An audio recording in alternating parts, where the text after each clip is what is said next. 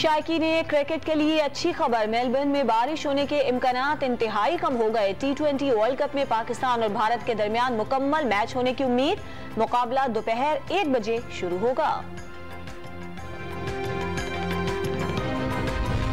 Pakistan cricket team के कप्तान बाबर आजम ने भारत के खिलाफ मैच के लिए मंसूबाबंदी कर ली। भारतीय क्रिकेट टीम के कप्तान रोहित शर्मा रिवायती हरीफ से बदला लेने के लिए पुरअज़्म।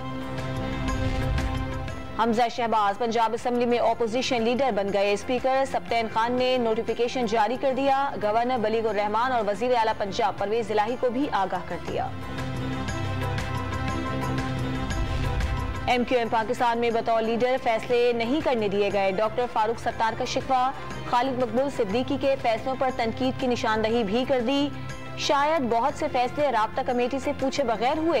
राब्ता कमेटी अरकान पीपल्स पार्टी से मुआहदे को गलती करार देने लगे।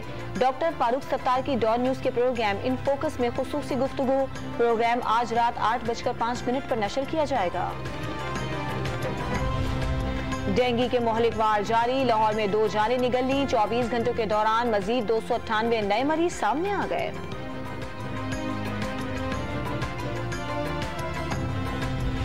सवाबी में कैप्टन कर्नल शेर खान शहीद के मजार से अशिया चोरी करने वाले 2 मुलजमान गिरफ्तार। कब्जे से चोरी किए जाने वाला सामान बरामद। मोटरसाइकिल फरोख्त करने से हासिल शुदा रकम 10,000 रुपए भी बरामद। लाहौर के इलाके शालीमार में जिले इंतजामिया की कार्रवाइयां। स्मोक का बायस बनने वाले 2 प्लांट्स गिरा दिए। मालिकान के खिलाफ मुकदमा दर्ज। और T20 वर्ल्ड कप में आयरलैंड का श्रीलंका को जीत के लिए 129 रन का हदफ।